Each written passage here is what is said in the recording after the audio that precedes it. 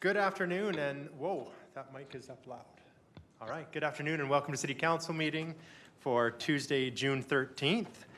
And we will start off first, Madam City Clerk, with a roll call. Thank you, Mayor Higgin. Councillor Campbell. Present. Councillor Carlson. Present. Councillor Croson. Present. Councillor Dodick. Present. Councillor Palladino. Here. Councillor Schmidt-Rempel. Here. Acting Mayor Parker. Here. Deputy Mayor Middleton Hope. Here. Mayor And Higgin. present. Present. All accounted for. Thank you. Thank you. The City of Lethbridge acknowledges that we're gathered on the lands of the Blackfoot people of the Canadian Plains and pays respect to the Blackfoot people past, present, and future while recognizing and respecting their cultural heritage, beliefs, and relationships to the land. City of Lethbridge is also home to the Métis Nation of Alberta, Region 3. If we can move along with recognitions, I'll start to my far left. Councillor Dodick and Councillor Campbell. I have nothing. Nothing. Councillor Carlson. Thank you, Mr. Mayor. Just a quick shout out to our waste and recycling department, especially the organics section. They've provided 2 days, I believe last week, I think it was last week, of free compost from the first round of organics collection from our community. I think the first one was at the NMAX, and I missed it. I was very sad, but I was first in line. I thought I'd be first in line at CASA last week. I was beat there by 10 other people with their shovels, but it was a great program. People were just thrilled to get their free compost, so thank you for returning our compost to us in much more usable form. Appreciate that. Also, last weekend we celebrated the first anniversary of Festival Square downtown. It was an amazing facility that's been used really well over the last 12 months and hopefully into the future. And just congratulations to all the people that came down and enjoyed Festival Square over the weekend. Thank you, Mr. Mayor. Thank you, Councillor Carlson. Councillor Schmidt-Rempel. Thank you very much, Mr. Mayor. I'd like to give a shout out to the grade 9 students at Chinook High School. A few of us attended last week's Celebration of Learning, where we heard from students and their thoughts on what school should be. There were a number of presentations, some really great ideas shared. I know Councillor Croson and I walked away with a few really great ideas and initiatives we may even be looking forward to moving forward. So thanks again to the students and staff for having us, and we'd be more than happy to come out and join them for more activities. Thank you very much. Awesome. And to my far right, Councillor Middleton Hope, Deputy Mayor Middleton Hope. Yes, thank you. Just one a compliment to a colleague, Councillor Carlson, for his emceeing of the long table event at Festival Square and the anniversary celebrations on the weekend. Jeff, you did a great job. Thank you. Excellent. Councillor Croson. Thank you, Mayor Higgin. I want to give a shout out. I know we've done this already, but a reminder that Lethbridge and Coaldale 4-H Beef Club celebrated their 100th anniversary last week. They had their show and sale. And for those in the know, the best price for a steer was $6 a pound at the sale, which is good. Don't worry, Councillor Carlson. Yeah, that's a very good price, and they were averaging $2.50 a pound. And it was amazing to see the youth that's involved. If you don't get a chance to, go out and see some of the 4-H activities this year, make sure you do next year. Thank you to the town of Coaldale for hosting the Promoting Tourism in Southern Alberta workshop. I was there last Friday. It was a chance to see their new town hall, which wasn't quite complete. I know when we visit it will be complete. So not only was it a great presentation, but a chance to see what they've been working on there. And thank you also to the exhibition for providing some of us on council and some of our staff a tour of the agricultural hub. Thanks to Mike and Ryan for showing us through. They are hoping that they will be complete by the end of July. So very soon that will be a new venue here in Lethbridge, and it will be open for everyone to enjoy. So lots of great things, and it would be also remiss of me not to say a shout out. It is Father's Day on Sunday. So happy Father's Day to not only my dad and everyone else out there, but to everyone's fathers. Thank you, Councillor Croson. Councillor Palladino. Thank you, Mr. Mayor. Just a congratulations to former County Councillor Henry Duvey and his team on the Link Pathway project. It's a bike path between Lethbridge and Coaldale, of course. Good to see it'll be under construction. Second and third phases expected to be done by 2025. And this was a collaborative effort between Coaldale and the City of Lethbridge, the County of Lethbridge, and the SMRID. So that was this morning. You were there, as well as Councillor Schmidt-Rempel and Councillor Grossen. And that's it. Thank you. Acting Mayor Parker. All right. I had many things going on, as we've already heard, throughout our community. I attended a Chinook Interact Club spectacular fundraiser. That's a tongue twister. And it was all the funds from the silent auction, as well as from the spaghetti fundraiser, went to child and youth advocacy work within our community. And I was fortunate enough, I'll say, to get paid for some extra dollars to put towards that wonderful cause. And so that was great. Deputy Mayor, I was out of town, and he attended a Lethbridge Fish and Game Association 100th anniversary in down at the range here in Lethbridge. So thank you very much, Deputy Mayor, for attending that. 100 years there. Drug court.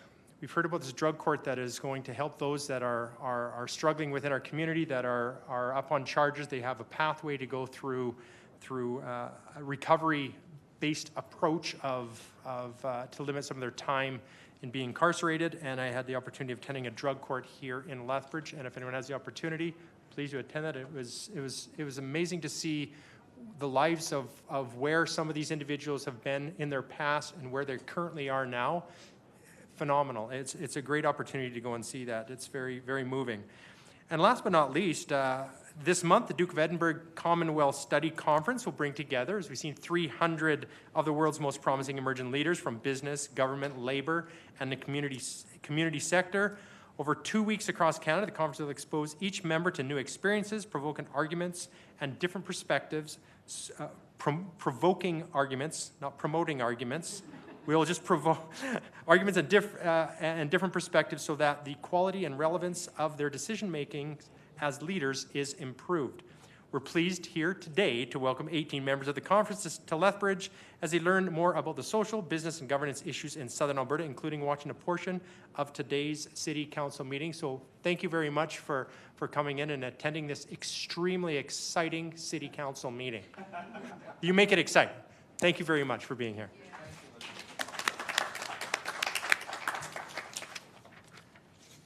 And we'll move along to the adoption of the agenda. I have a resolution from Acting Mayor Parker. Be it resolved, the agenda of the regular meeting of City Council on June 13th, 2023 be adopted as presented. City Clerk, are there any amendments? No, Mr. Mayor, there are no amendments to this agenda today. Thank you. Right. Acting Mayor Parker, question's been called. All in favor? And that's unanimous. Thank you. I think we got Mark in there. Perfect. And from Deputy Mayor Middleton Hope, consent agenda, be it resolved that the minutes of the following meeting of City Council be approved and the Mayor and City Clerk be authorized to sign the same. City Council meeting for May 30th, 2023. And further be resolved that City Council receive the information the status of direct resolutions for June 13th, 2023 with the following amendments. That Council defer the date of return for the Lethbridge and District Exhibition Project update for FOIP Section 16, 21, 23, 24, and 25 from June 27th, 2023 to the July 11th, 2023 City Council meeting, and that Council defer the date of return for the Reconciliation Lethbridge Advisory Committee terms of reference from Q2 2023 to October 17th, 2023 City Council meeting through the Governance Standing Policy Committee, and that Council defer the date of return of the legal and other considerations in land use bylaw from Q2 2023 to the end of Q1 2024, and further be resolved the City Council approve the recommendations contained within the following Standing Policy Committee reports. 4.4.1 River Valley Trail Network. Be it resolved the City Council direct administration to proceed with the adoption of a sanctioned trail network in the River Valley as outlined in Map 1.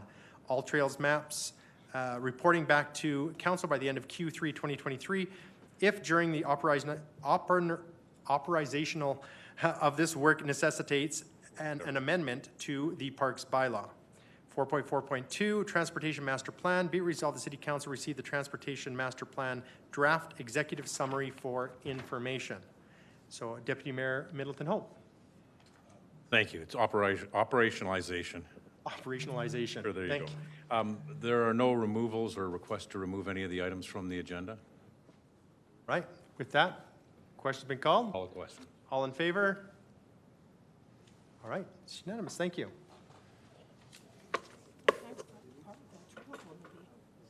Yeah. Okay, we'll move along to, we have no presentations, so on to official business. I have resolution 6.1 from Councillor Dodick. Complimentary parking at City Hall last week in June for payment of municipal taxes.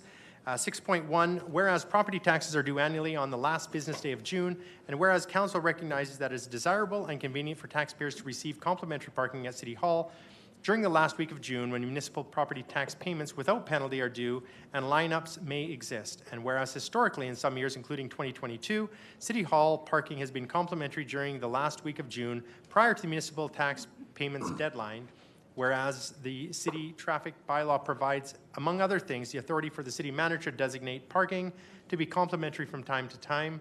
Therefore, be it resolved, the city manager beginning in 2023 and continuing each year thereafter is encouraged to provide complimentary parking in the front of City Hall on the south side of 4th Avenue South between Stafford Drive and 11th Street during the last week of June. And that's right here in front of City Hall. So with that, open it up for questions. Do we have any questions? Seeing no. Oh, I do have a question, Councillor Carlson. Thank you, Mr. Mayor.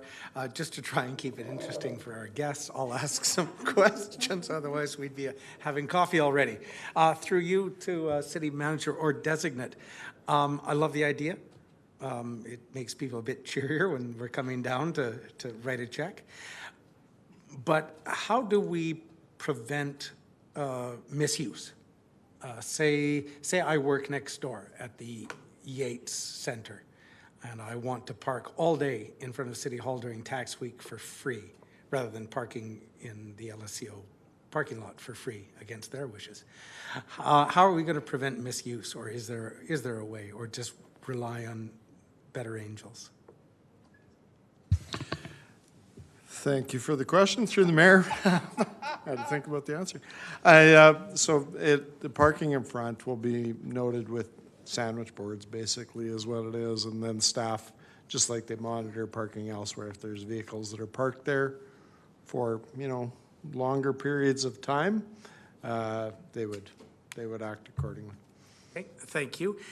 Did we give any consideration with across the street doubling the parking fines for county taxpayers? Just kidding. Right. With that, I see no further questions, so to open debate, Councillor Dodick. Excuse me, after that scintillating question by Councillor Carlson, I'm at a bit of a loss for words. I'm not quite sure what to say.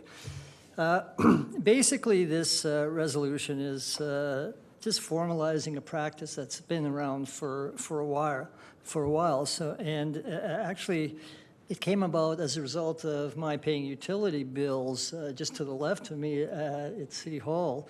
And the frontline staff there, one of the members said to me, if this year they're going to do the same thing in terms of allowing for free parking during the last week of June when people come to pay their municipal taxes. And I says, well, I'm sure it is. And I had spoken with the city manager, and he said the intention was to do that. So this resolution, which was primarily drafted by our city clerk, Bonnie Hilford, I want to thank her for that, is, as I said, to formalize a practice that's really been in place. And really it was to sort of engender some sort of media so that people would understand that they will be avail themselves of free parking for the last week of June so that they come and pay their taxes at that time. So that's the purpose of this resolution. I would ask for council support. Thank you. I do have more debate. Councillor Carlson. Mr. Mayor, if you'll permit me a question, sorry. The end of this resolution says basically in perpetuity this will happen. Would that maybe negate next year doing the same thing to get the same amount of press to sort of let people know? Is there some merit in doing it annually rather than in perpetuity? Assuming that we could just sort of announce it and have the media departments about a month beforehand or 3 weeks and say, remind them of this resolution. I'm sure that will be written down by administration and they will do that. Perfect. Thank you. Thank you, Mr. Mayor. Thank you. Recognitions or whatever. Great idea. I too will support this. I think it's a great idea. I want to make sure that public does know there is other times for paying tickets, or I guess anything else. I guess our tickets are downtown. I'm sorry, we're over, if you're paying a parking ticket, it would be at a different location. But if you're coming in to pay any of your dog license or anything else, there is parking behind the building that is still complimentary parking, but this would be during tax season, which will be a little bit busier. So thank you very much for bringing this forward. I appreciate it, Councillor Dodick. Deputy Mayor, middle of the note. Yes, although some of us pay our taxes a little bit earlier than the last week of the month, I certainly support this. I might be inclined to request at some future date an extrapolation of this into perhaps something that we might want to ask administration to study for a longer period of time, where parking for people that attend City Hall have some relief in terms of paid parking. But I support Councillor Dodick's motion this afternoon. Thank you. With that, it's back for closing. Councillor Dodick. Yeah, I just want to again emphasize that the impetus for this was the frontline staff who mentioned it to me. And so that shows that they're cognizant of what's going on in the city, and they have good ideas, and the city manager was going to do it, but this will provide a little bit more press coverage so people know. So I'd ask for council support. Right. I see no further debate. So with that, question's been called. All in favor? And that's unanimous. Thank you. Moving along here, this is probably one of the smallest agendas that we have had, I think, in years. But I will pass on some time, and I'm sure Councillor Croson, she used to be a teacher, so I'm sure she still is a teacher. We will have her maybe give us an update. I do see something on Canadian Federation of Municipalities conference that she had attended, so I'll turn that time over to Councillor Croson. Yes, when I go away to conferences and stuff, I do like to try to bring a report back. If I'm going to be spending taxpayers' money, they should, A, know what I've done, and B, I should try to bring back things that are useful for my colleagues as well. So, as you know, I do my reports. I'd also make sure I actually attend things because I have to take notes on everything. And so you have my report in there. Some of the things that you'll note is many of the issues we're dealing with are being dealt with by municipalities across the country. Without a doubt, housing, climate change, labor shortages, addictions issues, et cetera, were being discussed by almost every municipality that I spoke with throughout. And so the first thing you'll see is from our Prairie and Territorial Caucus meeting, the main issues, the highest priority issues that are there for each one of our communities. And we'll see that one of the biggest things we're dealing with, not just us, but 60% of all infrastructure in Canada is owned and maintained by municipalities. We do not get 60% of the funding. So one of the plenaries was a fascinating discussion about how to work with the other orders of government to look at a new funding model. Because the funding model that we operate from was developed in the 1840s. What cities are now doing is not the same as in the 1840s, but our funding model really hasn't changed. So it's about how to try to have that conversation with the federal and provincial governments about how we can move forward. And as somebody mentioned, the federal government in Canada has all the money. Provincial governments have all the jurisdiction. Municipal governments have all the problems. And we are dealing with a lot of things that we don't have the appropriate funding or mechanisms for, and having those conversations with our federal and provincial counterparts is a huge part of that. You'll also note one of the things we're seeing in a lot of municipalities is there is a labor shortage, having to have brain drains and not being able to hire staff. And so we saw groups like Vernon who have completely redeveloped their human resources department and have made it one of the most strategic departments that they have. And it's about making sure that in your HR department, everybody's very specialized. They're bringing the skills to the table. They're understanding that we have 3 different generations in our workforces and what is each generation looking for. So some of that was discussed about there as well. I did have some free time to also just walk around the community. So you see at the end a couple of photographs. I know this will be no surprise to Mr. Brierley, but one of the things they do, one of the things we know is we are having a public hearing this afternoon, but we have difficulty sometimes getting information out that we're looking at land use bylaw changes and planning changes. And one of the things, and some of the signs are older, but when they're doing a change with land use planning and bylaw, they actually put up sign, just a Core Plus sign on that spot. And as you're walking past, you see something is changing here, and you can read about what's changing in, a small place. And then there's conversation or information on when the public hearing is, who to contact. It's a small thing. I don't know the pricing or that, but I mean, chloroplast signs are not hugely expensive. We would have to remember to take them down because Toronto doesn't seem to ever take them down. Some of them are up there for years. So, I mean, that's a fascinating part that they do. But just one more way that we can communicate with the public if we're thinking in that direction. So I just tried to bring back ideas, conversations, so that anyone who has time to read, I realize it's 10 pages of information, can look through and see what's happening. And if anyone has questions or anything there sparks a conversation and you'd like more information, just let me know. Awesome, thank you. Oh, sorry, I just had whispered IKEA. IKEA wanted to talk about circular economies. I don't think most people realize IKEA is not a corporation. They're actually a not-for-profit. They're governed under that, and they are looking at ways to work with municipalities to develop the circular economy. We have to remember, of the 4 Rs, recycling, which is what we focus so much on, is actually the last R. What are we doing about reducing, reusing, repairing, et cetera? And so I did have an interesting conversation with staff from IKEA, and they're looking to create a symposium to actually start a deeper conversation with municipalities on, right to repair legislation, to creating ways to encourage small businesses in repair work, et cetera. So it was not the conversation I was hoping to have with IKEA. I was really trying to convince them we need a store here, but it turned out to be a fascinating conversation nevertheless.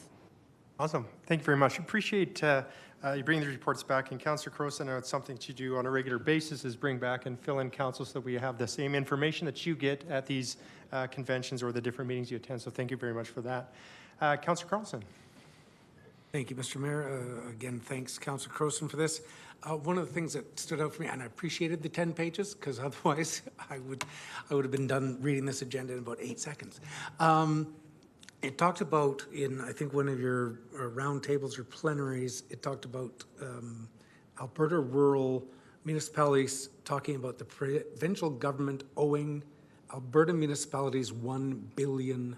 And at first when I read it, I thought you meant the organization formerly known as AUMA, which is Alberta Municipalities. But I believe it was just rural municipalities feel they're owed $1 billion. Is that oil and gas taxes that have been defaulted on? Is that remediation? Is that police? Like, I wasn't sure what they were owed for. From what I understand, and again, when you're quickly taking notes as somebody's speaking, you don't always get the details, so we could talk to rural municipalities in more detail. But yes, I believe that's where they are looking at.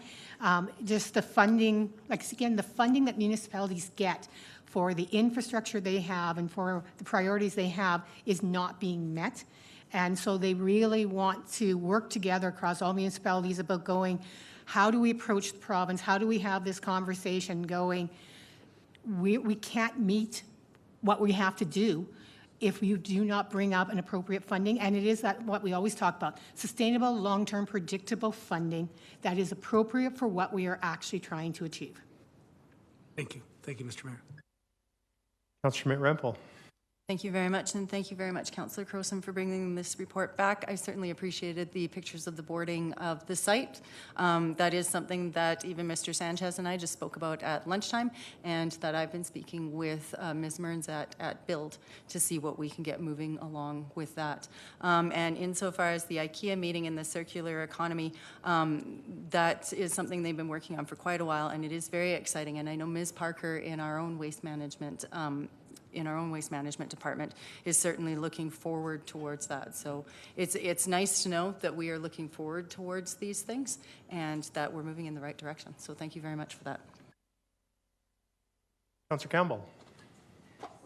Thank you, Your Worship, and thanks, Belinda, Councillor Croson, for your, as always, detailed report. I just wanted to touch on the brain drain session that you attended. Was there much discussion, like nationally, about our doctor shortage? Was there any strategies thought about? Because you have your Calgarys and Torontos and Montreals, but you also have your smaller cities like Lethbridge and Red Deer and the like. Was there any discussion about a particular kind of strategy that anyone had? While that presentation was specifically about, city staff, in some of the other presentations, we did have conversations around that about how to recruit people to your community in general. And one of the terms that was used was amenity migrants. There is at a certain time or a certain level, it's not about paying people more, it's about the amenities. And so they are judging your community on, do you have the trails and pathway systems that my family wants? Do you have the schools my family wants? What amenities does your community have? And then when you combine that with the presentation I went to last week on tourism, whether people are coming for economic development, as Mr. Lewington knows, or whether they're coming to be doctors in your community or what, they come first as tourists. They are looking around and going, is this a place I want to be? Is this a place my family wants to be? So we had a lot of side table conversations around that, about what is your community doing to be attractive, to stand out from other communities? What is your marketing pieces around your community? How are you promoting the activities? How are you promoting your amenities? So there were conversations in that area. And what is, like I said, what are the 3 different generations of people looking for? They're not all the same things. So are you checking off the boxes for those 3 different generations? Right, good, thank you. Thank you, Councillor Campbell. Question from Deputy Mayor Midland Hope. Thank you, and I also appreciate Councillor Croson's detailed notes in regards to the FCM conference. I see that there certainly is a lot of information in here, many opportunities for advocacy that I think our advocacy advisory committee needs to take note of. One area that I had some concerns about, and I don't mean to diminish the amount of discussion that occurred, but wildfire season, of course, has not only affected Alberta and British Columbia in particular in the western provinces, but Ontario, Quebec, and Nova Scotia as well.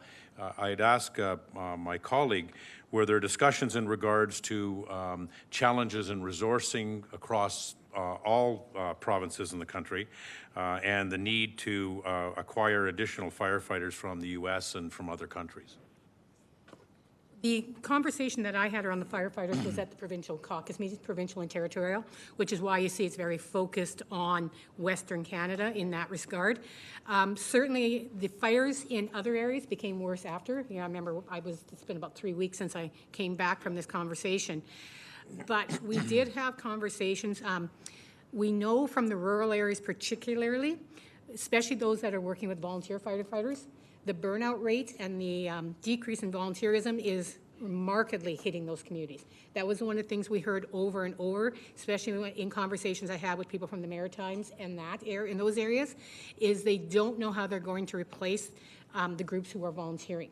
And so they are looking to see whether they have to try to get resourcing where it's going to have to go into staff level, or how they manage that. Regionalization and collaboration were certainly some of the conversations. And so I know those groups, based on what they were saying, are having the conversations with their provinces on those levels. And it is an overall concern. The other thing I was hearing is burnout rates also from municipal councillors from a lot of those communities, because they're just recycling themselves. They're having difficulty getting anybody to step up at that level, at board levels, at volunteer levels. And so one of the real things you'll see is the difference between the rural and urban communities. The conversations are very different, but our rural counterparts are burnt out. It is, just in their regular work. When you add firefighting and everything else on top of them, I think you're going to have trouble not only replacing some of your municipal councillors at that level, but any resources they can get from the provincial and federal governments to support that would be most agreeably accepted. Right. I think we should probably acknowledge the 350 members of firefighters from the United Kingdom that have come over, as well as our American counterparts that have come in to assist us with this wildfire season. It's probably one of the most it is the most significant wildfire season we've seen on record, and the impact on rural communities and even urban municipalities is significant. So thank you for bringing that forward. I appreciate it. All right, I have no further questions, so thank you again, Councillor Croson, for that update. I'll ask if any council members have any other updates on any committee work or any updates. Oh, Councillor Croson. I just have one more, just because it's clear in my mind. Saturday morning, the Lethbridge Police Commission did a 3.5-hour training on policy and governance. We brought somebody down, a staff member from the Calgary Police Commission, to go through policy manuals and to see what missing gaps there are and work like that. It was very good for the Police Commission, but I would also encourage most of our BCCs to look at that sort of thing, policy development and missing parts of their policy gaps. It's fascinating that you usually don't notice what policies are missing till bad things happen. And the Police Commission, trying to be proactive, was doing this in advance, working on, because we are working at redeveloping the policy manual. I think you guys know my heart is in policy and governance. And it was fascinating. Even though we thought we were on top of it, we realized there's quite a few policies that we have to actually develop as emerging things in that field. And so it was a fascinating discussion. I'd like to thank Mr. Odland for coming down and encourage any board who hasn't recently done some of that professional development work to do it, because policy and governance is where so much of the backbone of the work of a governance board comes from. So just wanted to bring that up. That was very specific for police, but there are other ones that would be just as feasible for any of our BCCs if they're looking into it. Thank you again. Councillor Carlson. Thanks, Mr. Mayor. Just because it is fresh in my mind as well, and council did contribute nearly $500,000 to the Green Acres Abbey Road Terrace project on 18th Street South. It will be opening July 1st. We just did a tour. The board of Green Acres did a tour of the facility. There are, I believe, 15 suites in phase 1, which is opening July 1st, another 15 in phase 2, which will take some more time to complete. More than half of the units are affordable housing for our senior citizens. Most of the units are already rented, but there are a couple prime units left if anyone wants to go down and take a look. It's got quite a beautiful facility, and because council contributed to it, I thought I'd give you a little update there. Thank you. Oh, thank you. Appreciate that. And any further? Seeing none, we will, I think it's a recess, right? We're going to recess till 3 o'clock, which is our public hearing. And that was an exciting meeting for all of you to be able to attend, a very short meeting, but we tried to extend it as much as we could.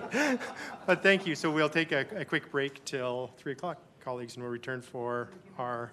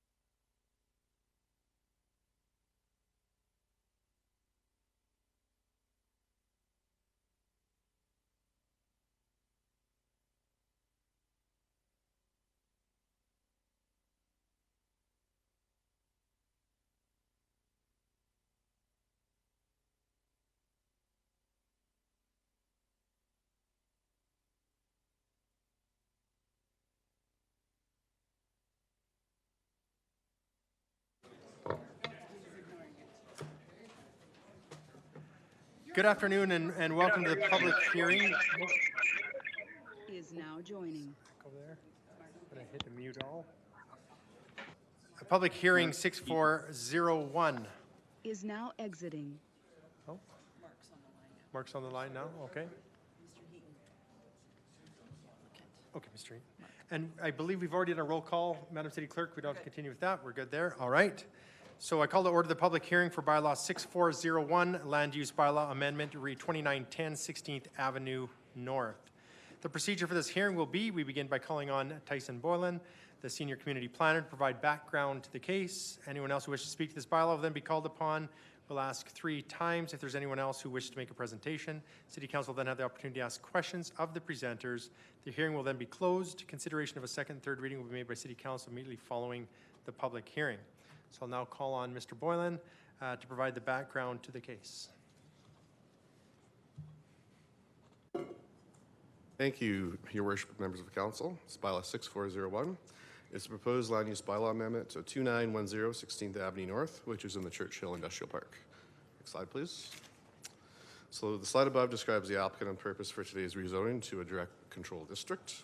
A representative from the applicant is joining us online today as well to answer questions. Next slide, please. So the proposed amendment area is outlined in green above. It covers a parcel with existing development that is within the Churchill Industrial Park. Surrounding the site on 3 sides is long-standing general industrial development. Just to the south is the developing broadcast business park that was subject to a very similar rezoning back in January of this year, which allowed for business and general industrial development. The building with the orange roof in the southwest of the air photo is the former Global TV studio. Next slide, please. So here are a couple of site photos. The top photo is looking towards the northeast at the subject parcel from the other side of 29th Street North. An undeveloped parcel in the broadcast business park is visible on the right of this image. The bottom picture here is looking to the southeast at the front of the subject building from the intersection of 29th Street and 16th Avenue. Next slide, please. So this slide shows the existing and the proposed land use districts. The site is not part of any ASP or outline plan, as the area around it was developed a number of decades ago. The applicant is looking to add some potential businesses to the site, such as offices and personal services. These uses are not allowed under the existing IG district, so the proposed DC district has been drafted to allow for these as well as existing general industrial uses. Once again, this is very similar to what we approved, or what was approved a few months ago for the broadcast business park to the south, and it is compatible with the already existing development that surrounds the site. Next slide, please. So for evaluation and analysis, the application was evaluated in terms of different planning documents, including the South Saskatchewan Regional Plan, and it complies with the policy shown above. Next slide, please. So in terms of the governing MDP, the proposed amendment is in compliance with its policies and its land uses. No concerns from city staff were identified through our circulation either. Next slide, please. Mailouts were sent out to the 7 owners of the parcel shown in the green hatch series above, as appeared in the Herald, and this was also advertised for the public on the city's website. I received no calls from nearby landowners or the public about this bylaw as of today. Next slide, please. So in conclusion, bylaw 6401 is compliant with all existing statutory and approved plans for the area, and our recommendation is on the slide above. Thank you.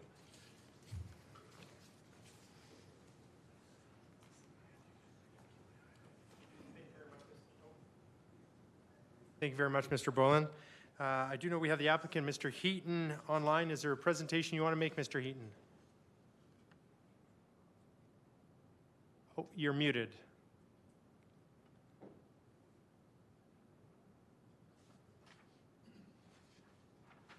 Can't unmute. There you go. I'm on now? You're good. Okay. I would just reiterate what I put in a letter that I had sent into the online portal, that we purchased the property back in 2017, and given the nature of the development that had been done before we purchased it, the existing ratio of office to shop space is higher and more office than shop. And a lot of the potential tenants that we have shown interest in the property fall under the discretionary, some of the discretionary uses, but they don't fit in within the IG zoning of as it is. So we're getting more people interested in office, personal services, specialty manufacturing, business support services, etc. And the property is able to accommodate these with the parking and all that. And since I was given, since we're neighboring landowners, we received the ones from the broadcast business park when it went through this process, and I decided we would try and apply to get the direct control zoning the same, so that we would fit more into what the building was really designed for. All right, thank you very much, Mr. Heaton, appreciate that.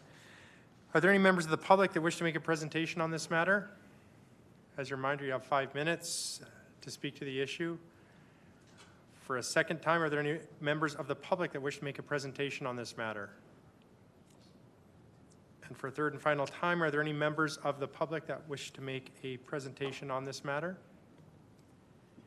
Hearing no other presenters, it's now time for City Council to ask any questions of the presenters. And I do have questions. Deputy Mayor Middleton-Hope. Thank you. It's perhaps one that we've visited before. I think I know the answers to it, but I'd like the opportunity for Mr. Brierly's staff to respond to it. Are there any other zoning options? We hear an awful lot about moving to a DC zoning option on properties that come before council. I'm just wondering, are there any other options in terms of a designation other than DC? Looking to Mr. Boylan to speak to that question if he can. Thank you for the question, Councillor Middleton-Hope. So there's some uses that are not allowed in the IB district, but they're allowed in the IG district, and some in the IG district that aren't allowed in the IB district. This is the IG district? It currently is now, and the proposed DC district, it'll combine them. Very similar to the direct control district for the broadcast business park, which was approved 6 months ago. Yeah.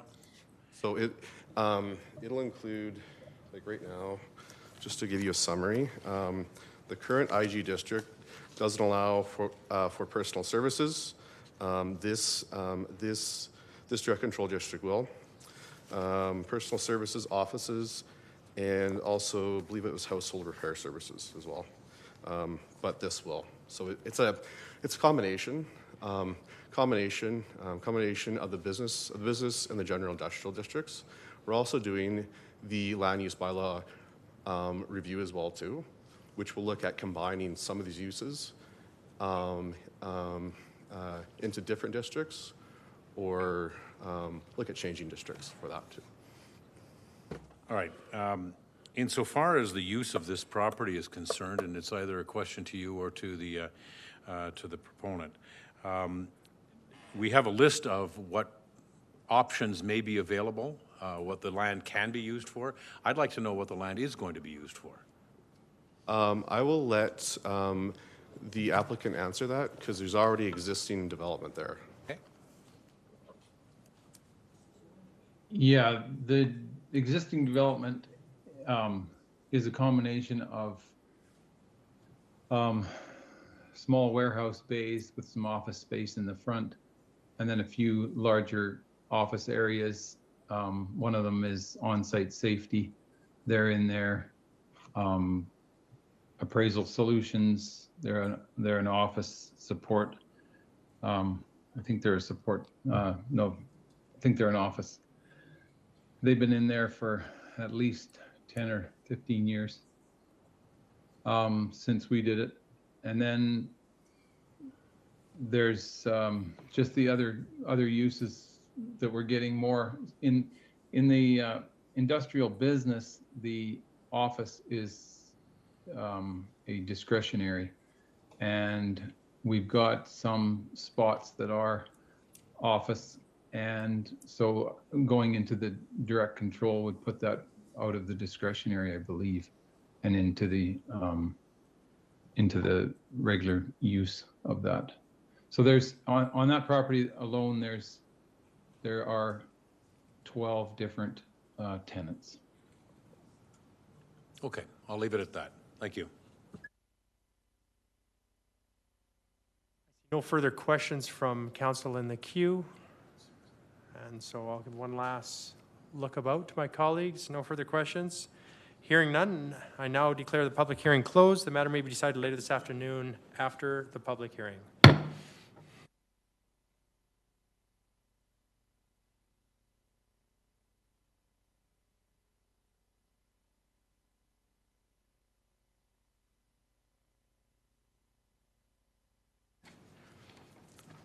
Who's going to move this one?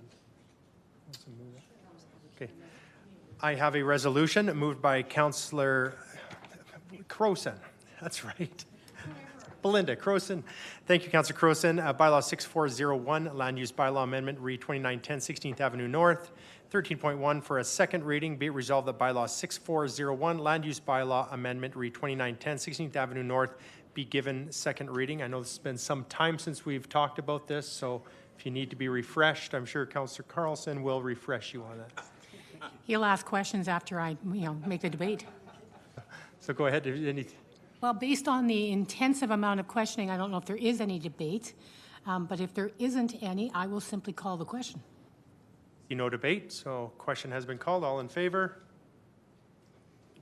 And that's unanimous. All right, we'll move to a third reading. Be it resolved that Bylaw 6401, Land Use Bylaw Amendment 2910, 16th Avenue North be given third reading, and the mayor and city clerk be authorized to sign and seal the same. Councillor Croson? Question. Question's been called. All in favor? Any opposed? And that is unanimous as well. Thank you.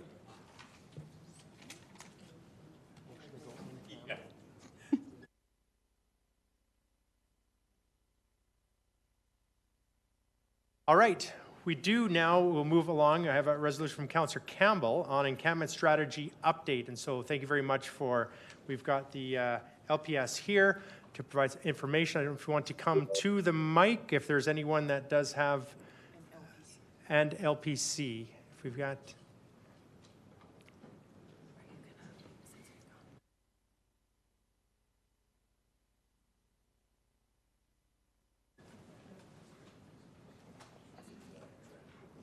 All right, great to see you. Thank you. Thank you very much. Whenever you're ready, you can move along.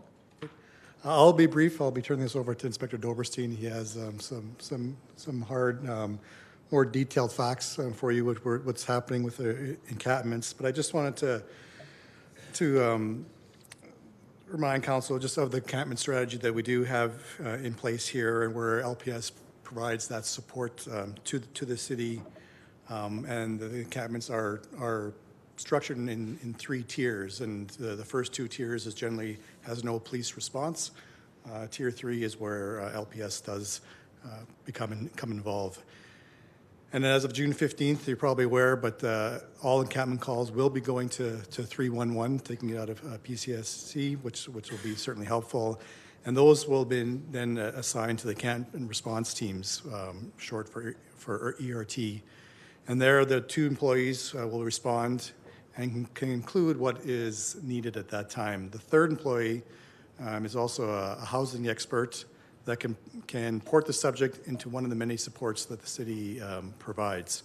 If ERT finds a substantial encampment, they will then reach out to the downtown patrol unit, and they will then address or do a call out for the following days to address the matter. If it's something smaller, then our downtown patrol unit will handle it. If it's something larger in consultation with the city, then we'll decide if we need to have a overtime call out for more members to assist. These events are certainly supported by the encampment strategy and by the Clean Sweep team. Currently, between the Clean Sweep team Streets Alive, and the Downtown Patrol Unit. They are doing encampment enforcement and encampment cleanups every single week. We're finding significant success with that model in that the encampments aren't becoming entrenched, and we haven't seen any large-scale encampments yet, what we saw last year. So we're having a significant amount of success with that. We're getting in early with Clean Sweep, with Streets Alive, and with our Downtown Patrol Unit, engaging with the people that are setting up encampments, and they are voluntarily moving on.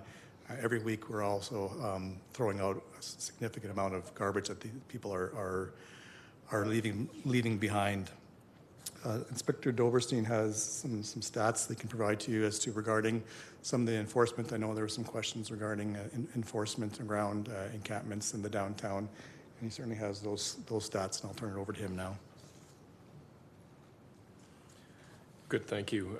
Just for information's sake, there's been 12 encampment cleanup operations this year where we've removed or assisted to remove 81 different structures. And of course, a quantity of that is turned into garbage. Clean Sweep has a large job there. There is an enforcement aspect to very little of that. Most of that has just been folks moving on and being assisted to move on. We do have a number of enforcement challenges, particularly with the downtown. I know there has been some question in terms of that. And just for information's sake, since last year at the same time, there's been 343 charges laid just in the downtown core that are connected, some to encampments in terms of trespassing, fail to leave licensed premises, unlawful disposal of liquor, disposal of waste on a public land, all kinds of offenses under provincial acts and bylaws that we enforce. So as it stands right now, the encampment strategy is working for us. The city has got the right people in place. The Clean Sweep is there. We're educating and we're helping, and I think we're doing our best to try and keep the certain areas from being entrenched anyways. Any questions we'd be glad to answer if we could.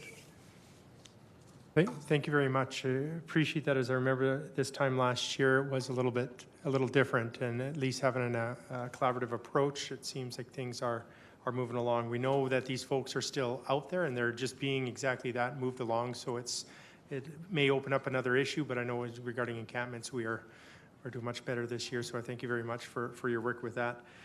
Are there any questions from my colleagues? Deputy Mayor Middleton-Home.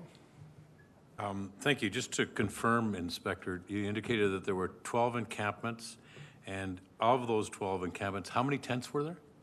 81 structures. 81. Okay, so I was correct. 343 charges. Does that include all of the downtown, or is that specifically directed at encampments? All of the downtown. All of the downtown? Some of those would be related to encampments. Okay. And biohazardous material, are we keeping track of the tonnage of biohazardous material that we have taken away? We are. I didn't add it all up. I would have to be a little more specific than that, but there's a lot in some. Okay. How are we finding the cooperation this year? We've had no entrenchments, so we have no occupations of any particular areas. Are we gaining cooperation of the citizens that are part of these encampments to move on and to find other locations to get into services? As I understand, in addition to the encampment project specifically, the downtown policing unit is finding that some are realizing that if they set up something overnight, in the morning they're starting to clean up and move on. So there may be having some positive effect there for sure. Okay, good, thank you. Councillor Campbell. Thank you, Your Worship, and thanks for bringing the presentation and the update to us. Just wondering, I know we're early on, but would you say, is there anything that is different from last year in terms of, are there any surprises that you're facing that perhaps this encampment strategy didn't get to, or is there anything, or are we on the right path right now in your mind? I think we're on the right path. We have the right support and the right services to back up the police in terms of meeting this challenge. And certainly if we get on them early and provide support, we can move the people on and get them in the right areas they need to be. So I think the key is moving quickly. Every couple of days or every day, we're tackling some of the more major ones every week. So, I mean, it was certainly a learning process from last year, and I imagine you've learned from that year to go along with the strategy this year, I suspect. Yeah, certainly. Certainly we're learning. I think that the key for us is that we're not doing it alone either. We do have some support because it's larger than just an enforcement challenge. Right. Thank you very much. Thank you, Mr. Mayor. Councillor Crowson. Thank you, Mayor Higgin. You may not be able to answer this. This might be through the city manager. I'm going to ask this question because this is a large issue. So right now we have an incredibly frustrated downtown. There may be logical reasons why we do not have, police staffing downtown. We have a shortage of staff there, but we have a frustrated downtown. So for us, we have to look at alternatives and options of how to fill the gap until recruitment happens, et cetera. We have a CEPTED grant. Our staff has front-loaded us. We have $100,000 to spend this year. The amount we were going to spend this year is already spent. $50,000 is spent. We still have money there. What, from your perspective, and this is your chance to, I'm asking for advice, what can council do? Where can we spend money that would help with some of these issues now, because recruitment's going to take some while, and would help solve the frustrations of downtown? Sorry, that's a challenging one. You're asking me to pretty well solve everything the community please. well-being and safety strategy we've no, been trying to do for years. But with regards to CEPTED, if we put more money into that, would that be a benefit from your perspective? So from what I hear from the front line, as an example, there are a lot of challenges in Galt Gardens right now, in particular the last couple of weeks. There's various reasons for that. The shelter has very tight rules, and I'm glad they're making sure they're running a clean ship. The consequences, not everyone wants to follow rules, and they're ending up downtown. It's very challenging. The park in the early morning is a rough place to be, as I understand, before it gets cleaned up and people get moved on. Some of the police officers are talking about, is there value in that some of those areas are closed at night? And I don't know. I'm not an expert in CEPTED. I would suppose if there was a fence, maybe that would make sense. Others are saying if there was security there, increased hours. So if everyone shows up at 7 o'clock in the morning and the park is in that state, maybe if there was security, more hours to keep people out and they weren't setting up in there. I'm not 100% sure all the answer to this. This is a very complicated question. Years we've been trying to figure out from the community well-being and safety strategy. Well, I know whoever can answer this can have whatever job they want anywhere in the world. So, yeah. I understand that this is being discussed by many communities. But certainly from the CEPTED grant, being that it's overused already, might be something to look into in security. So thank you. Looking for some options, and those are some options. Thank you. Thank you, Councillor Crowson. I do have, and I would like to I know we've talked about this being a collaborative effort and working together as groups, if it's yourselves, many different social providers, as well as businesses around the downtown with their input, et cetera. And I do know we have some here from businesses, and I just wanted to ask my colleagues if it would be okay to ask if anybody in the gallery would like to come up and speak just a couple minutes. It would just be comments and not questions as much as some comments to give us some context of what some of the different trials maybe you're going through the downtown area. But first of all, this is kind of a little out of context. I would need to make sure that my colleagues would support that. Yes, Councillor Carlson? If I can, that was actually the only question I wanted to discuss was, would we be better served having these updates at our community safety SPC so that, because at council there isn't an opportunity. We would, except we do not have any more coming up. Gotcha. That's the only okay. And I see that we do have, we're off for that summertime, but I would agree with you for sure. That's what that avenue is for. With respect, we are talking about the shelter at the Cultural and Social on Thursday. and that does tie into what we've been talking about. So that could be another venue to have this conversation, is to tie it in with that presentation that Mr. Malcolm is making at the Thursday SBC. Because, you know, as an option if council wants to have that, because they are looking at shelter space there, and as we've heard, that's one of the things that's contributing to the issue is the shelter's doing a better job, and the unintended consequences, people are choosing not to go there and are downtown. So they might be linked. Right, right. And I know it's, the reason I bring this up is we do have folks that are here at the moment, and I'm not sure if they're available to come on the Thursday, but I'm just passing that around, and I just, if I get some nods, are we, is that all right? But so any of those in the gallery, if you do want to come up, identify your name, but I would make sure that you speak for just a couple minutes. Comments, if you could, that would be great. Don't want to get into a debate. Why are you not doing this? Why are we doing this? But what are some of the comments that you have from downtown businesses? So we can turn some time over, and you gentlemen are okay to have a seat in the gallery if you'd like. Yes. I just may add before we leave, on Thursday, the chief and I are attending the BRZ AGM, and we will be talking about this very topic with the BRZ at their AGM. Okay, so the BRZ, you will have that opportunity. As I'm looking out there, BRZ, on Thursday, you'll be, the police, they'll be attending that. Are you okay with that then? That's fine? Miss A- Yes, certainly the chief is attending in support of directors meeting, just a regular meeting, but I think Matt does have a couple of... Okay, if you can come up just for a couple minutes.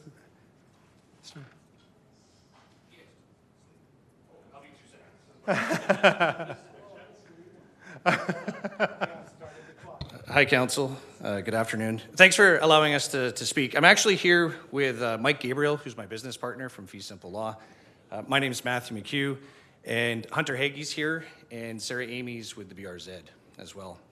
I guess, thank you for the opportunity to make a few comments. As you know, we are downtown businesses, and we are in the thick of this.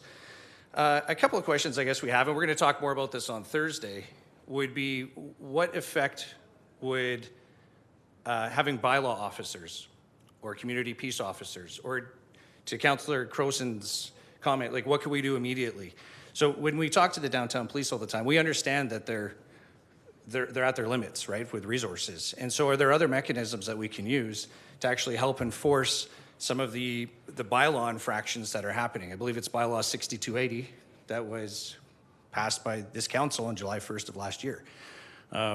Public places bylaw. So is there any way that we can get, you're not allowed to obstruct entrances and exits of buildings. You're not allowed to panhandle, litter, urinate, defecate. Those are the big things that we're seeing downtown. So those are the bylaws. The bylaw is there. How can we help the police enforce that bylaw to get folks into the system so that they can get the supportive housing or whatever the end game is that we need?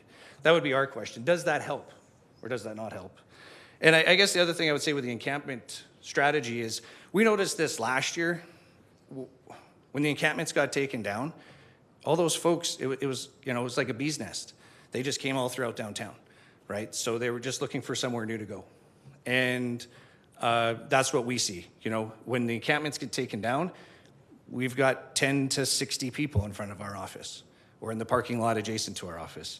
When the encampment gets removed from the coulees beside Galt Gardens, Hunter Hagee has 3 people in his front entrance, 6 people in his back alley. So yes, they're being taken out of sight, out of mind. And yes, we're being proactive, which is great. But it is just creating smaller groups which are going in different directions. Those would be my 2 comments. Thank you, Mr. McEwen. And that's something, and it probably heard loud and clear, and there'd be some comments that could be brought up at that Thursday meeting. We'd love to be able to hear them back. I know that our staff have been here and have heard those concerns, and they're valid concerns, and I thank you for bringing them to our attention. Perfect. Thank you for the opportunity to speak. Anyone else like to speak? Ms. Samies? Oh.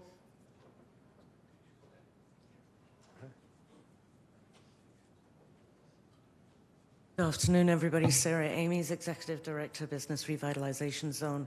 One of the other areas that I would like a little bit more focus and perhaps information on is the actual specifics around the crime that is going on, say, in Galt Gardens. I hear from police officers that every single one of these folks is carrying a weapon. We found a cache of chopped up guns recently. The Clean Sweep program bought them in. So I'm just wondering how much information we are providing public, because if this is the case and folks are carrying guns and or rather knives, and we're seeing more and more guns, public needs to know this, that downtown's becoming a war zone. Thanks.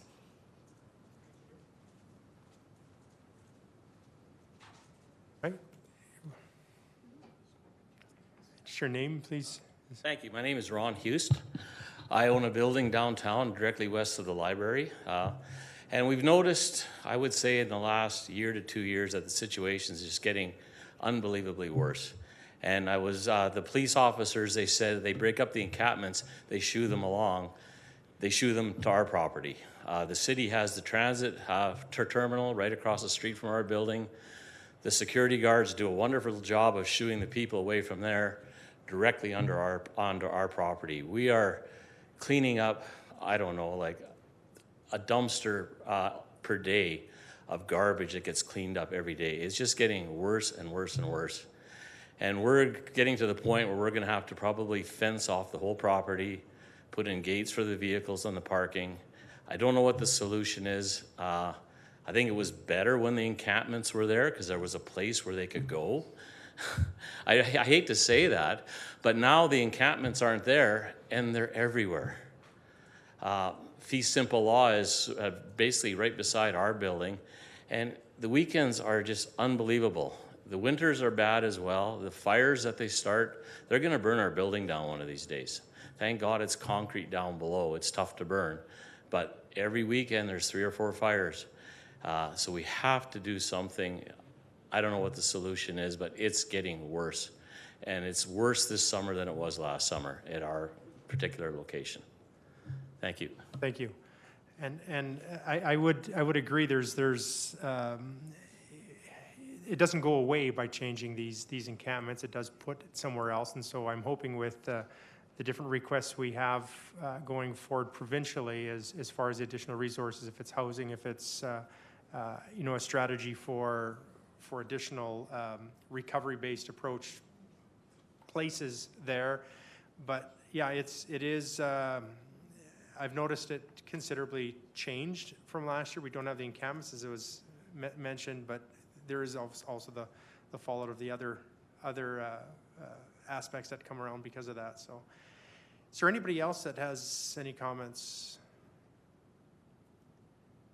Seeing none, I do have a resolution here from Councillor Campbell, and thank you very much for all of you being in here today. And I do see those from the Police Commission. Oh, Councillor Schmidt-Rempel. Yeah, I actually just a couple quick questions based on the comments that we've heard from the audience here.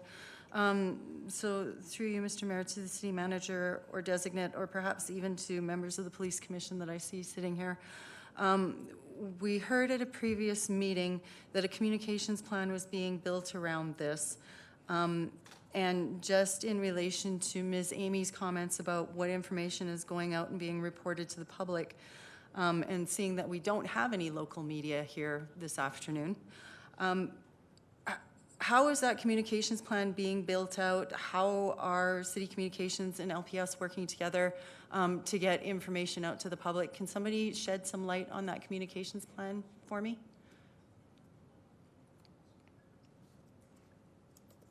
Ms. Kleisinger, are you able to speak to that question?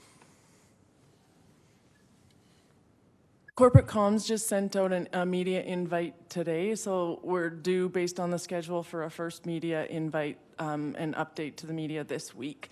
So assuming that probably media will be attending on that day instead of today's update. And will we see LPS attending that media update as well? In partnership, yeah. And then just, no, never mind, it's fine. And a question I have at this media update, I think I heard from Ms. Amy, she would like the public to know that it is, and I was concerned with the comment, but I understand where you're coming from. You want the public to know that it's a dangerous downtown. Did I hear that correctly? It's a war zone. I'm concerned to put that to media because I don't want to deter people from our downtown core. Could you maybe help me understand, you said public needs to know that. I'm just concerned. It is becoming very, very dangerous downtown. Many of the unhoused are carrying weapons because they need to protect themselves against one another. I have heard folks being told by the police department that, say, the Watch should not go and attend 4th Avenue because it's just too dangerous. I've heard that other outreach programs have been told, do not attend Galt Gardens during the evenings, it's just too dangerous. So, of course, I want to encourage everybody to come to a safe and engaged and vibrant downtown.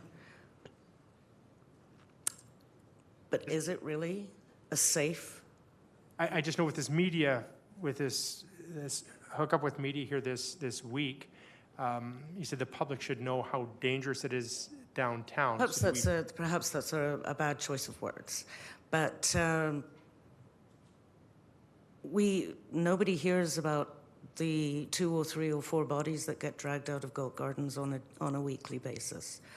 I'm not sure that the public is aware of the desperate nature, the absolute desperate nature of what is going on in the downtown. All the downtown businesses certainly know about it.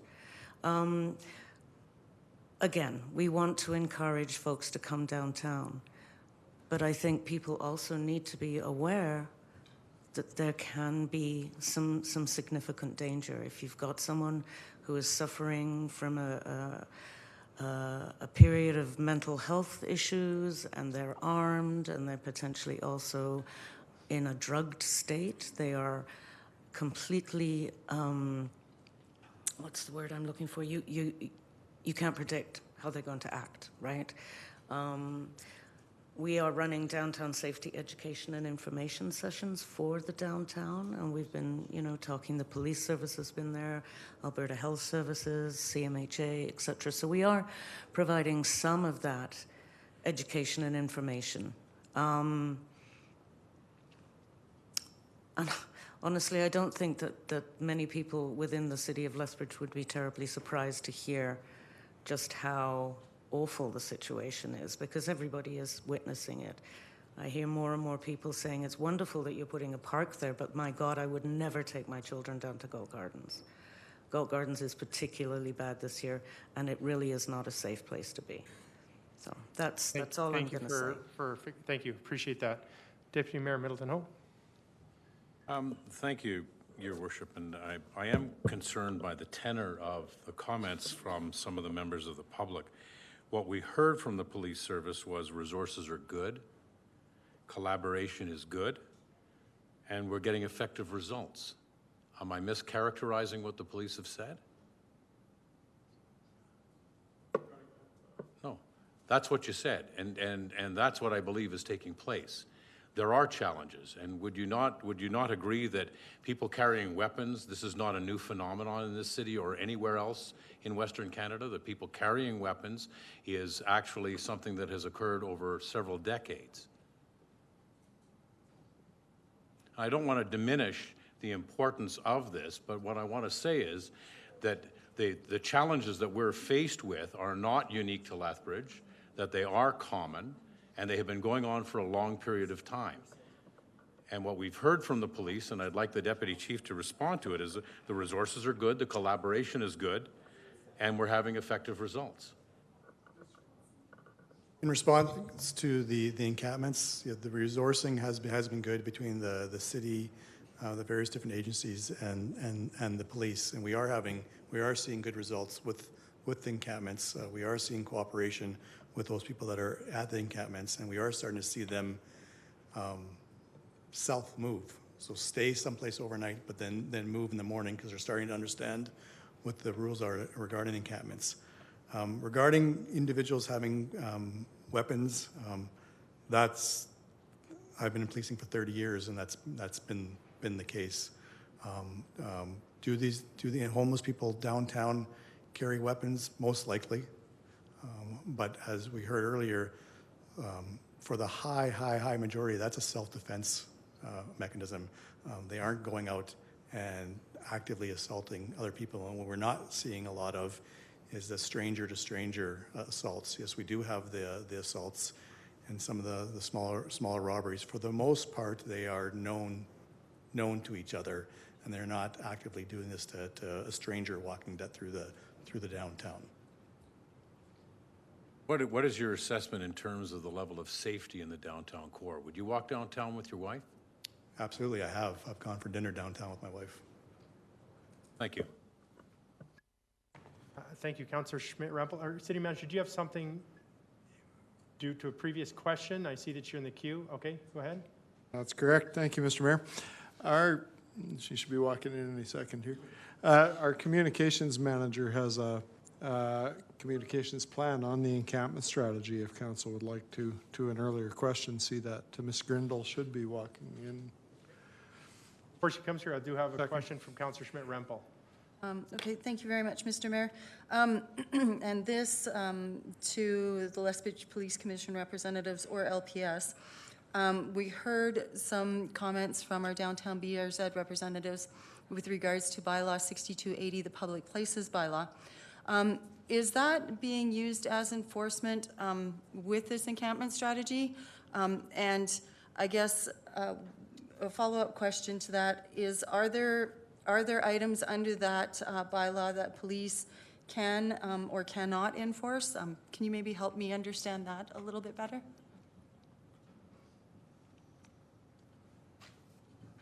I'll try to get some of the points of that. In terms of connection with encampments, most of those are trespassing related, which do fall in bylaw or provincial offenses.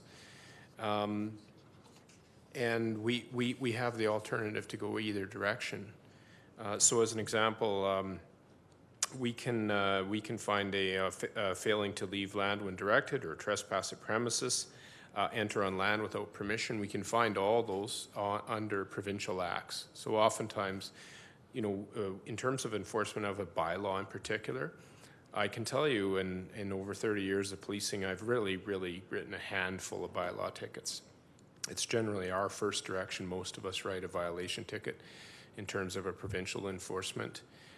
It just works better for us. It works better with our app. It has consequences and teeth from the courts, but we certainly can. Some of those very same sections, like improper disposal of waste on public land, is identified in the bylaw as well, or urinating and defecating in public. There are a number of different areas or acts you can find that same offense. We just might choose to enforce more provincial acts because of that's just our way.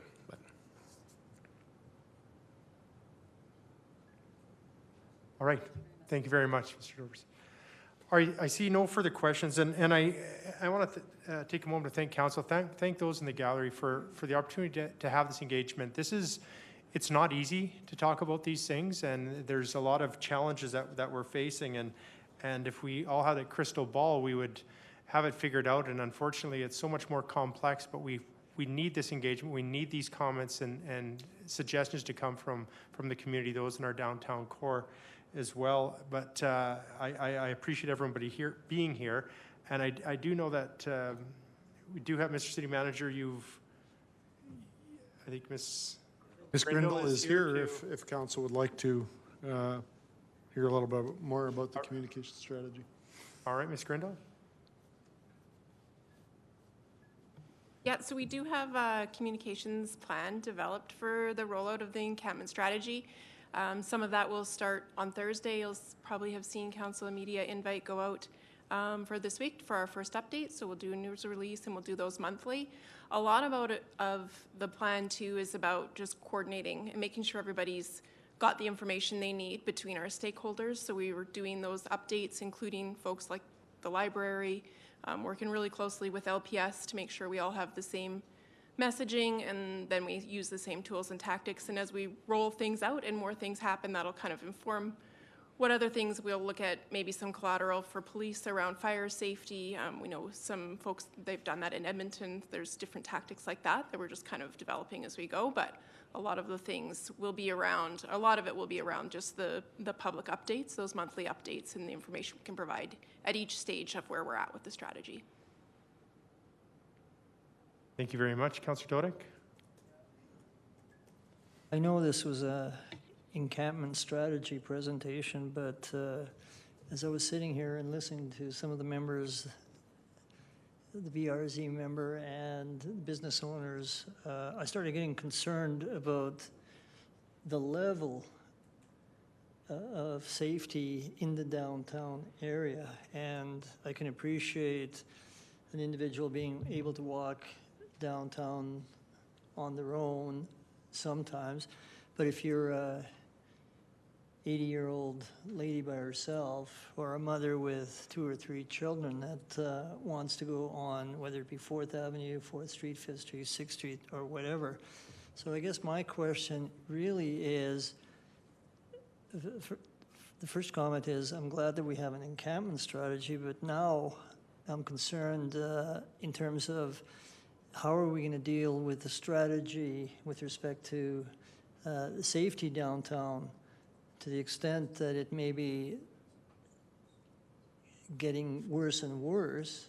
And so my question is, and it would be to the police commission or the police officers, or maybe to the BRZ, is this something that's going to be discussed, for example, at the BRZ AGM that's coming up? Or how are we dealing with just general, or do we have any strategy specific to the downtown and specific to security and safety downtown, not only during the opening hours of various stores, but both before and after? So I don't know who can answer that question, but clearly that seemed to be the concern that was most raised in terms of the public members at this point. I'd like to add one thing to that, and thank you very much, Councillor Dodick, for that question, because it's very valid. And I know prior to RIT being dropped and this election that we've just had, this provincial election, we did write a letter to the province, ask for additional support, and it's my understanding that Minister Ellis will be in touch with the chief to figure a strategy. And I'm looking at Ms. Koslovian, I'm thinking that sounds right, that they will be in touch now that he has been redirected, or he is reappointed as the Minister in Public Safety. And so I think some of this stuff will be addressed. I know it was a month and a half off of not being able to move forward with additional resources and stuff that are required, but in the letter that we'd received back, that there will be communication to find out what are the needs to tackle some of these concerns, because it's very complex. And I'm very concerned. I attended a meeting in a downtown BRZ meeting here a few weeks ago, and I'm concerned. I've got the similar concerns that those that operate businesses there, and it's different. I had 3 businesses in the downtown core here years back, and I didn't have some of these struggles, and they were different, but not to the level that you're all feeling at this time. And so it's kind of and I hate to say this weight game, but we do have that request in to the province for those additional resources, and we're told that would be looked at after this election. And so I will make sure to reach out to Minister Ellis. I know it's a start. If there's anything else, I'm hoping that these comments and concerns and suggestions come up at the meeting that will be made on, was it Wednesday or Thursday? On Thursday. And please circle them back to our administration, because we can talk about this all day long, but we need some action, and we got to know what we need to do to have this action so these businesses are not dealing with this and these concerns for, going forward. So I do have a few more questions. Councillor Croson? Oh, City Manager, did you have a question about just what I said? Sorry, Councillor Croson, if you have just... No, Mr. Mayor, it was just to the question, actually, is Ms. Kleisinger can speak to some of our other strategies that may touch on some of what was some of the questions. And then if there's anything else, LPS could speak to their piece as well. And I think that the questions are fair in terms of the moving around of people in the downtown. And one of the things that we have shared, and anyone who's asked me, is that there's 3 separate strategies. This one specifically was an encampment strategy with one of the main goals to make open spaces like our park systems enjoyable for all, and then stopping entrenchment. And so that strategy really was broken down for some very simple goals in that nature. On Thursday, we'll be coming back with a different strategy, which is our shelter strategy, which then moves into the type of emergency sheltering that we need for people who are out in the downtown wandering around, knowing that our current shelter capacity and space isn't meeting the needs of the community. The third strategy is that housing strategy. So the stuff that we're talking today, we talk about not having the lid blow off on some of the issues that we're dealing with the downtown, but the long-term piece of it, the encampment strategy really is dealing with the one piece, which we are aware of the issues that comes with it, and we see the other two strategies as the two that are going to start looking at the solution. So just wanted to add in that piece that the encampment strategy never was intended to solve a homelessness problem. It had very specific goals. Thank you. Does that kind of, in a roundabout way, Councillor Dodick, it's probably not what you wanted to hear, but it gives some direction of what is taking place at the moment? No, actually, it doesn't answer. And of course, and I appreciate that there wouldn't be an answer to it, because what basically I was doing was highlighting, essentially in a question form, exactly what the downtown businesses and the owners of the building across from the park and rides and the BRZ is that they're having to deal with a situation that is becoming less safe, to the extent it's a perception of safety or a reality of safety.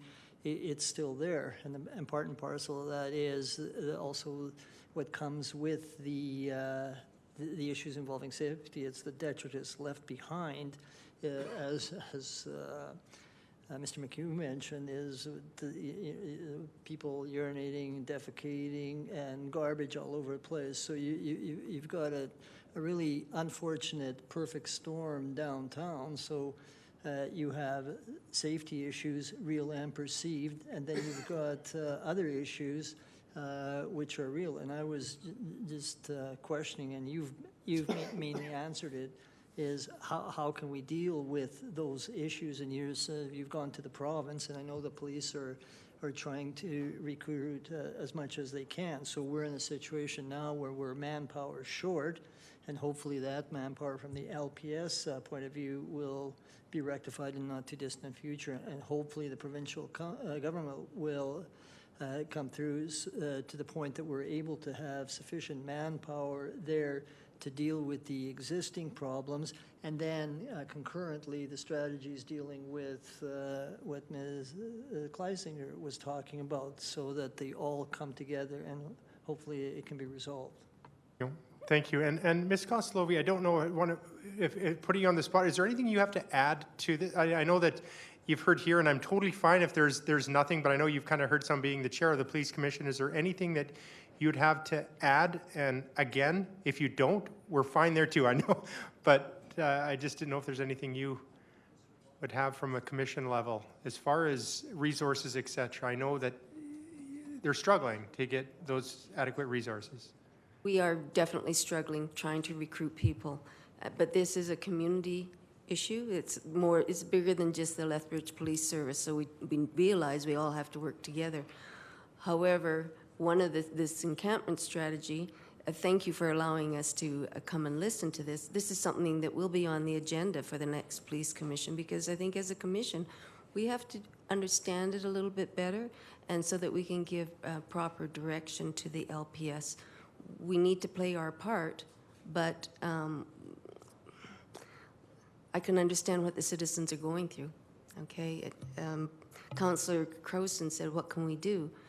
We need to do something for the downtown businesses, all the downtown businesses, because there is that sense, and we as a commission, we're responsible to be the voice of the community.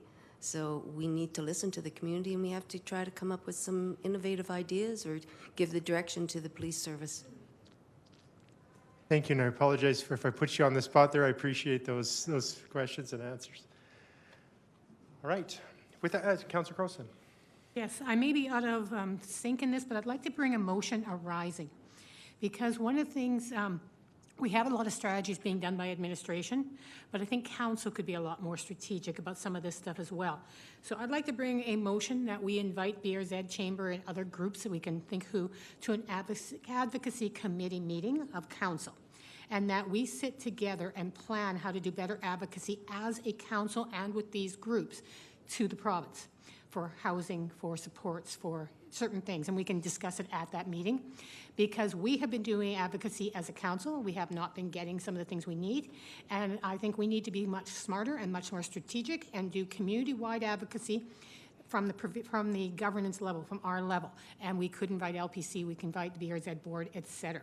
So I don't know if this is the right time for a motion arising, but I think that would be a very smart way to move ahead, as I said, a strategic way to move ahead, to make it very clear to the province that this community is speaking with a loud, combined voice for where are you? If housing is your jurisdiction, where are you? Where are you on rehab? Lethbridge needs help, where are you? And so I want to make that motion arising.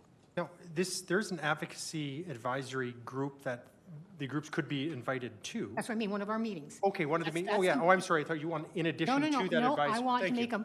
make a motion that we will formally invite these groups to an advocacy committee meeting, and we will have on our agenda the conversation to how to do community-wide advocacy from the governance level. Our admin has been doing yeoman's work on all sorts of things, but what are we doing for advocacy, and how can we work together as one more resolution? Great idea. I know I'm part of that advocacy, and I would be more than happy to do that. So motion arising. So we'll do this motion first. All right, so we'll start up with the encampment strategy update, and then we will move to that. I know I was out of sync, but I want to get that on the table. All right, Councillor Carlson, is this? Okay, so we can bring that up. We can wait on that, and we'll go through this one here. All right. So from Councillor Campbell, encampment strategy update. Be it resolved, the City Council received the verbal encampment strategy update from the Lethbridge Police Commission and Lethbridge Police Services as information. Open debate.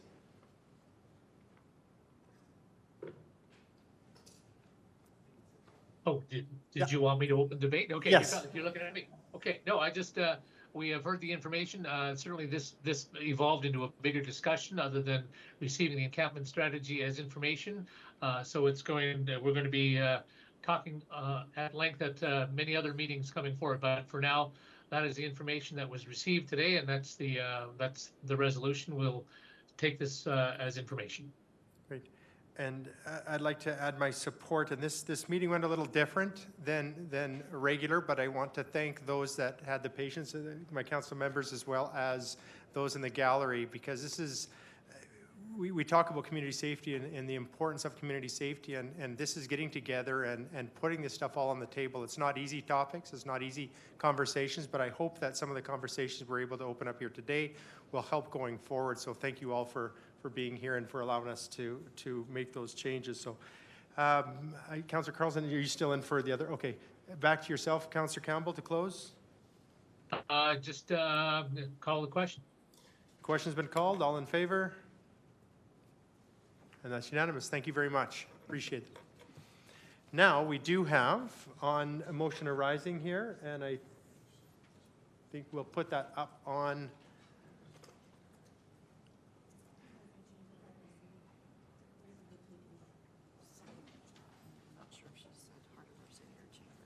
Oh, this is chamber. Yeah. So I have down moved by Councillor Croson, motion arising be resolved the City Council invite community groups such as but not limited to the Downtown Business Revitalization Zone, DBRZ. Now, Heart of the City Committee did. They can certainly be part of it. I didn't see that in our motion, but that is our advisory group, so it would make sense that we have them there as they are there to advise us. Chamber of Commerce, and then this is just off the top. I mean, I'm sure there's other groups that may approach us. Not limited to you have in there, so that can be others. This is like a standing policy committee they can come to. So, but I think we need to be community advocates and that we do this. Right, and that looks fine. What is up there from the motion arising, as you can, because I do see it's but not limited to, so we could add if there's anything. At a governance level, as long as we know we'll be advocating to the province, provincial and federal governments, but governance level is that. So yeah, it gives it an open, gives us a place to start conversations, and it doesn't actually direct it at this level because we can figure it out during the meeting, so it's fine with me. All right. Which meeting? Because there's one in June We have one 23rd in is the June. next one. Can it be planned that quickly? That would make sense because That is on the Friday, June 23rd is the next advocacy. 23rd. Now, I'm looking out as a group. We've got the 23rd. I see that some would probably be attending there. Does that seem?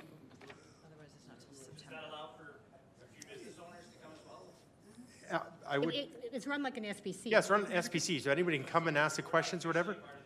Oh, yeah, no, absolutely. This is anybody to come in and be able to speak. This is a regular advocacy meeting. All right, so let's put that 23rd. Thank you very much, Councillor Croson. And is there any or questions on, I believe you have a question, Councillor Carlson? No questions? Was timing, all right. So with that, I see no questions, open debate.